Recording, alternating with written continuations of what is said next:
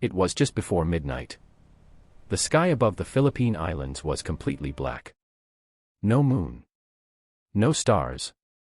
Only silence. Down below, thousands of American engineers slept in thin tents, unaware that death was already moving toward them.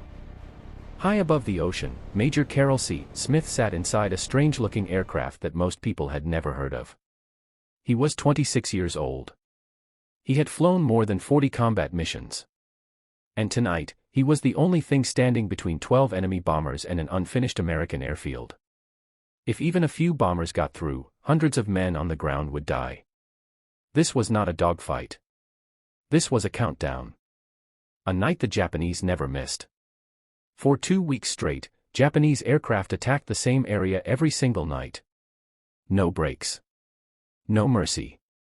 More than 300 air raid alerts in 14 days. Why? Because the Americans were building airfields near Lingayen Gulf, airfields that would allow fighters to protect a massive invasion force. If those runways were completed, Japan would lose control of the sky. So the Japanese tried to destroy them before that could happen. Bombers. Suicide aircraft. Anything that could carry explosives.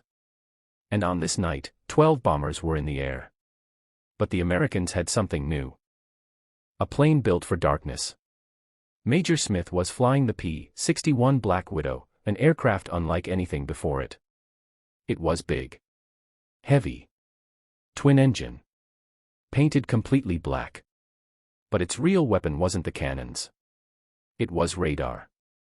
While enemy pilots believed darkness made them invisible, Smith could see them on a glowing screen inside his cockpit. Behind him sat his radar operator, Lieutenant Philip Porter, the man reading the invisible battlefield. Porter could track aircraft miles away, guide Smith through pitch-black skies, and bring him directly behind enemy planes that never knew they were being hunted. That night, Porter's radar lit up. Multiple contacts. All moving south. All hostile. 12 bombers. 1 interceptor. An impossible choice. Smith understood the math immediately. He did not have enough fuel or time to stop all 12. If he chased one target, others would slip through. If he rushed, he could miss. If he failed, men on the ground would die. There was no perfect solution. So Smith made a decision that no textbook could teach. He would hunt only the closest threats, and destroy them as fast as humanly possible. No hesitation. No second passes. 1 attack. 1 kill. The first shadow. Porter guided Smith toward the nearest contact. 5 miles away. 8,000 feet high. Smith pushed the engines forward and climbed into darkness so complete he couldn't even see the tips of his wings. The radar blip grew closer. At half a mile, Smith finally saw it, a Japanese bomber, faint engine flames glowing orange. The enemy crew never looked back. They never knew. Smith lined up the shot. 2 seconds of fire.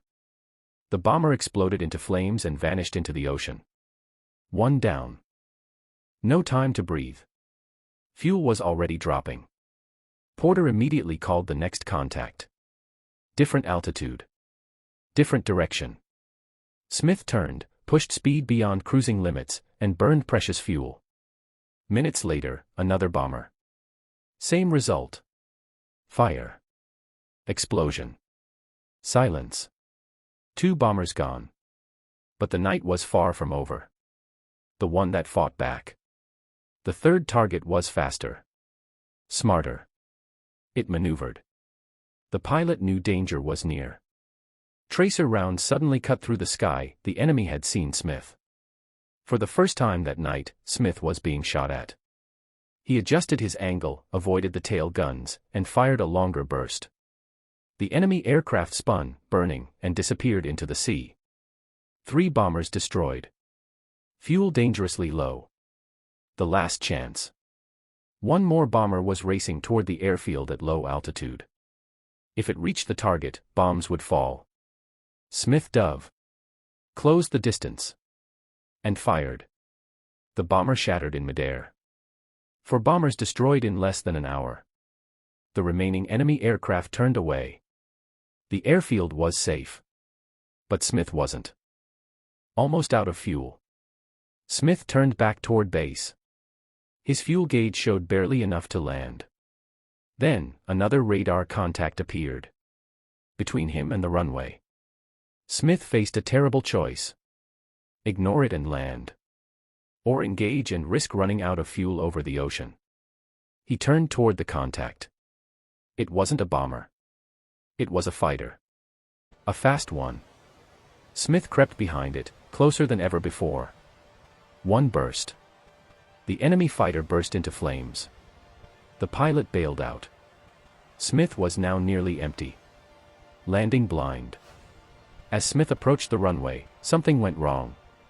The lights went out. Total darkness. No visual reference. No second attempt. Using instruments alone, Smith descended inch by inch. Too high, stall. Too low, crash. At the last moment, the wheels hit the coral runway. Hard. But safe. The engines shut down with minutes of fuel left. A record night. In just over 1 hour. 4 bombers destroyed.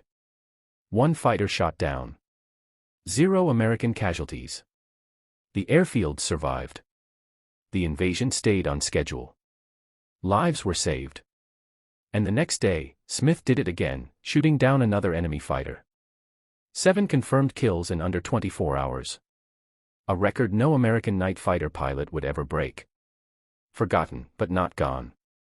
After the war, Smith walked away quietly. No fame. No memoirs. No interviews.